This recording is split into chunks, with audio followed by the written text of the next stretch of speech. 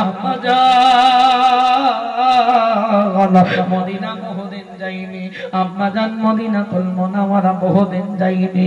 আম্মা একটু যাব, আত্মীয় স্বজনদেরকে দেখা করে আসবো, আত্মীয় স্বজনদের সঙ্গে কথা বলে আসবো, একটু দেখা করলে মনটা বড় ভালো হবে। আমার বেটা, আমার সন্তান কোনোদিন যায়নি, আমিও তাকে আপনার নিয়ে যাব, দেখা করে আসবে।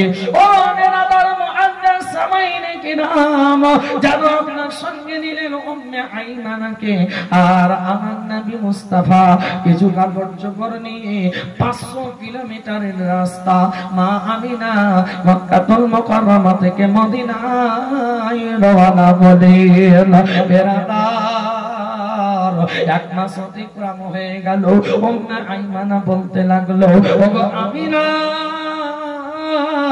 তোমার শ্বশুর আব্বাকে 1 মাসের জন্য বলে এসছো। আমিনা, আজকে 1 মাস 2 দিন হয়ে গেল, চলো চলো মক্কায় ফিরে যাই। ওগো আমিনা, চলেন মক্কায় ফিরে যাই। মা আমিনা আত্মীয় স্বজনদেরকে দেখা করে এবার মদিনা থেকে মক্কায় ফিরে যাচ্ছেন। ও বেরাদার, মক্কায় ফিরে যেতে যেতে মাকামে আবওয়া নামক জায়গার পূর্বেই নাখলে স্থান বলে একটা জায়গা, ওই জায়গায় যেমনই পৌঁছালেন মা আমিনা রাদিয়াল্লাহু তাআলা আনহা যেন আপনার অসুস্থ হয়ে গেলেন, শরীরটা মালিল হয়ে গেল, শরীরটা মারিজ হয়ে গেল, যেন শরীর দুর্বল হয়ে গেল। একটা গাছের তলায় বসে বললেন, বেটা মুহাম্মদ,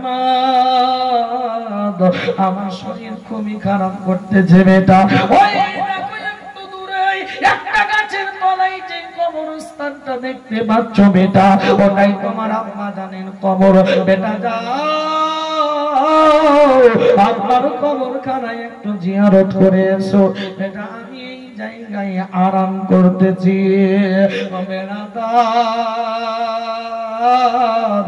আমার নবী দয়ার মুস্তাফা আব্বা জানের কবরের নিকটে গেলেন, যাওয়ার পরে যেন কান্না করতে আছে না, বলে আব্বা জান, আমার সাথীরা তাদের আব্বা জান তাদের সন্তানদেরকে লালন পালন করতে গিয়ে একবার কপালে চুমু দেয়, একবার গালে চুমু দেয়, একবার ঠোঁটে চুমু দেয়, তাদেরকে কত মোহাব্বত করে।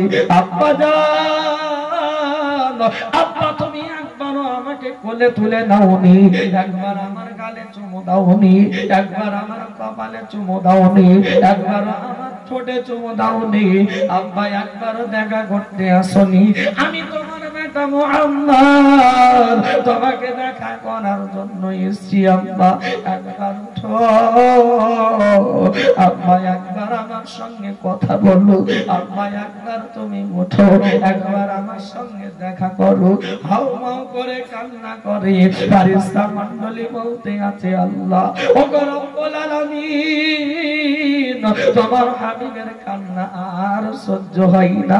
আল্লাহ গো, আল্লাহ তোমার হাবিবের কান্নায় আসমান জমিন যেন কম্পন করতে আছে। আল্লাহ রব্বুল আলামিন বলেন, ওগো ইসরাঈল, আরেকটু আমার নবীর কষ্ট কান্নার সঙ্গে আরেকটু কান্না অ্যাড করে দিব। ওগো জি ইসরাঈল, ওগো আজরাইল, আমার নবীর আম্মা জান ওই গাছের তলায় যেন অসুস্থ অবস্থায় আরাম করছে। আজরাইল,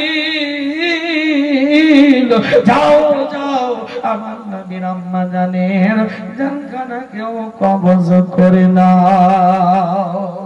আজরাইল আলাইহিস সালাম যদিও সেদিনকে জান কবজ করতে কষ্ট হয়েছিল, কিন্তু বেরাদার আল্লাহর নির্দেশ তো পালন করতেই হবে। আমার নবী দয়ার মুস্তাফা গাছের তলায় আরাম করছেন, নবী আম্মা জানের খবর জিয়ারত করছেন।